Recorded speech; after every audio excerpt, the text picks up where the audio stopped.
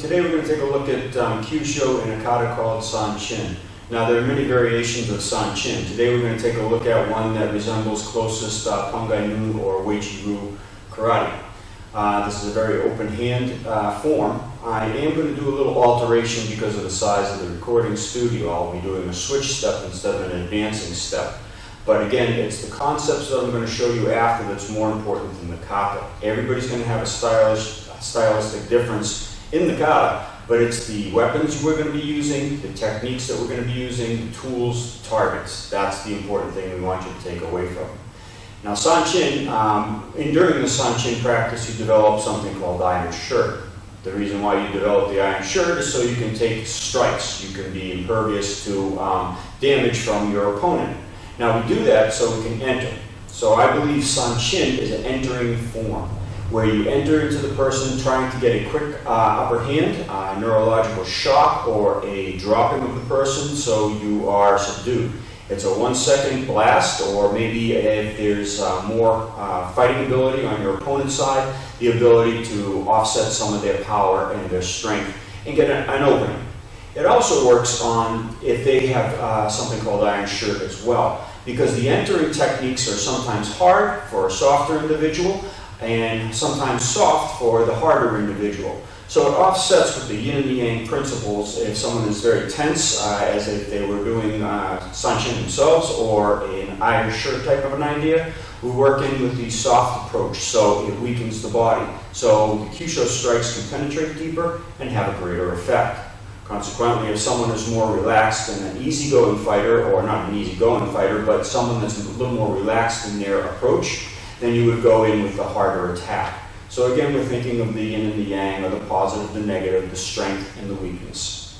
And that's what's going to be our Sanchin. We're going to build the Sanchin up in levels. And we're going to go from the arms to the head, to the body, to the legs, to situations where we take the person down, to grappling techniques, both standing grappling maneuvers, as well as grounded maneuvers. We're also going to go into Tuite, or joint manipulation. And then finally, we're going to go into knife defense or knife protection. And again, all using the Kyusho targets, all using the weapons of the Bubishi or the form Sanchin, and the actions that are component in the Sanchin itself. It needs strength if you penetrate with hard bony substances into the soft tissue down to the actual target of the nerve or vascular tissue. In this segment, we're only going after the nerve because it's more superficial, it's easier to get to, causes great body reaction and dysfunction with no damage. If I get deeper into the tissue, which would be called more dimmak than the Kyusho, then what's going to happen is I'm attacking blood vessels, and that's where it gets a little bit dangerous.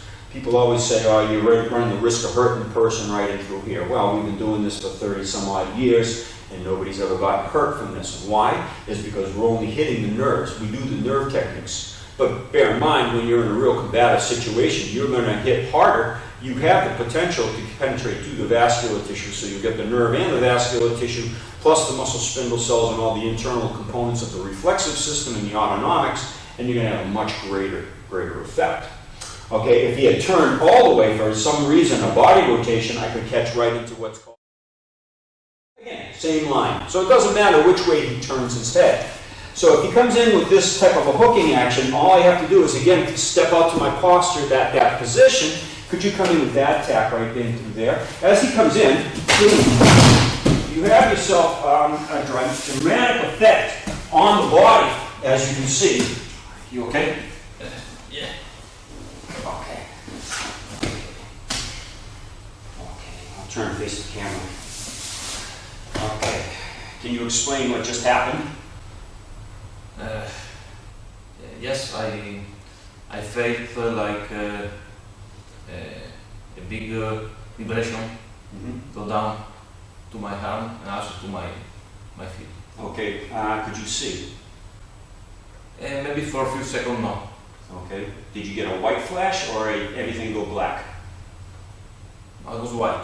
Okay, the white signifies that you got the neurological structure, the more superficial structure. If everything goes to black, what happens is it's more of a fainting response, and that's because you got deeper into the vascular tissue. All right, so we always check with our partners to find out exactly what happened, to monitor, okay, I hit that deep, that's what it feels like. Okay, it's not intellect.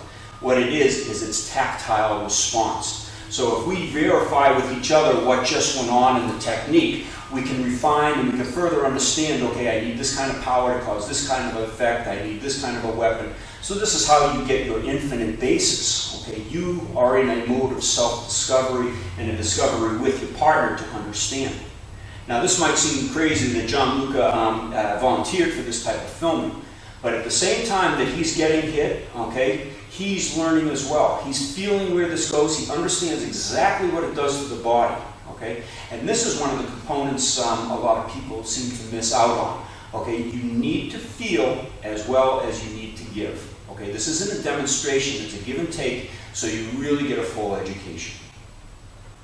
Okay. Yes.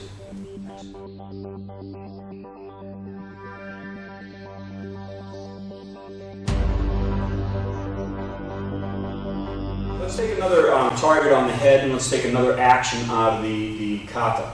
You have this parrying type of an action, and everybody thinks, okay, a guy comes in with a straight punch, and it's a parry. And yes, it could be that, could lead you into a lot of different strikes. But why take so long to do it? Why do one motion and then have to go into a secondary, maybe a tertiary action, when you could go in with just one attack? Okay, as he comes in slow with this, okay, and I use that parrying action against the arm just to deflect it, to get out of my way, but not hitting hard, because if I hit hard, his body tenses, and now he's got iron shirt going on. Okay, if I let him come in just a little bit, okay, his body keeps coming, he can't set up for that base to get the iron shirt working for him. At that point, my other set of knuckles, the back of the hand, is going to be striking at a nerve that comes along the base of the jaw. It's a part of a branch of the facial nerve and a part of the buccal branch. Okay, so as he comes in on this side, what I'm going to do is I'm going to parry, and this hand is going to be just coming across. So again, the action is this way because my hand comes across, and my hand lays down on the attack right in through there. And as he comes in with this punch here, okay, we can just drop him over. You're seeing me go through a restorative action. You okay? Okay, with me? Yeah, I mean. All right, could you turn and face the camera? So again, you can't get to the vascular tissue here. It's only going to be the nerve because the bone protects the vascular tissue that's underneath. And there's really no major structure under this part of the head that you can get to cause that kind of Dipmach type of approach where you hit the blood and hurt the person seriously. It's only going to be the nerve, but as you can see you got the same body reaction as before. Was it similar to the first time? It was a little bit different. Before all was going down. Mm-hmm. This was going to inside to outside all the body. Like an explosion inside. Okay, and the reason for that is as my hand twisted over, his face actually came forward. He impaled himself on my hand. I didn't use a lot of force with this, and I'm not going to be using a lot of force. As I'm entering, I'm either using my body forward movement or his momentum coming toward me to either stab or have him impale himself on my weapon. On the first attack, it was more like I was stabbing or attacking into him. On this attack now, it was more that he ran into me, because all I did is I placed my hand in the right direction. He came forward right onto that nerve, called Stung 5 for those of you with pressure point books, and that caused his neurological shutdown. Now you can see I'm not going through a full knockout. I'm getting a full dynamic body response, but I'm only taking it to a stage 2 type of a knockout. And that's because I'm not using intent, number one, I'm not using strength, and I'm not really trying to do this to him. I'm just laying my hands on the targets and letting the body weight collide with it. But if I put a little bit more power to that, okay, there's going to be a much deeper knockout. You can go into a stage 3, which is complete unconsciousness, but again, for the filming, it's not really necessary. So that's this parrying action out of your Kata Sanchin and the use of stomach 5. All right, in the form, everybody sees these type of an action as they can have potential for offensive as well as defensive. At the end of the kata, there's a movement called closed gate, and everybody thinks it's just a closing salutation. That is one of the most powerful techniques in this whole form, and we're going to show you in the grappling, and we're also going to show you, especially in Tuite, this is a very powerful technique. But as you do that motion, and you pull back into it, and you bring your head forward possibly for a bow, or even if you just stand there, you're going to see that it's a pulling type of an action. Okay? Now, if John Luca came in with maybe another grabbing type of situation, I closed him down, I could have turned the head, grabbed him, exposed the head, and come right in to get that closed gate type of an idea. I'm going to use the same target as I did before. Just for safety, I could hit into the eye socket itself, which would drop his blood pressure like that. A little more dangerous, obviously. A lot of targets. You've got Malar for ramen, you've got at the corner of the eyebrow, you've got behind the jaw, you even got into the neck, depending on how he turns his head. But I'm just going to go for, again, simplicity and safety on the same target. So as the person came in with the reach, maybe I've turned his head, I grab and I advance with that. I'm going to do it a little bit quicker, and you might not be able to see where I target. I don't know as you go, but he comes in, boom, I turn, boom. And you've got the same type of an action. Now again, if you have not studied Kyusho before you really do these techniques, you should really learn the resuscitations or the revivals. Okay? Again, same type of a body reaction on the person. Okay, could you turn and face the camera once again? Was that more like the first attack or the second? First one. The first one.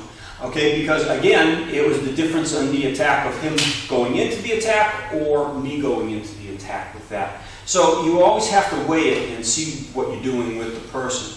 But you'll see that very simple techniques, no physical damage done, there's no marking on the person.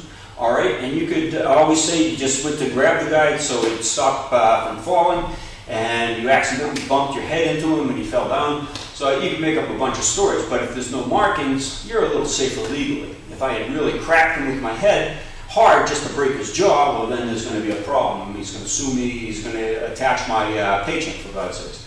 All right, so again, you can make these light without physical damaging effects, but with total security for your own person.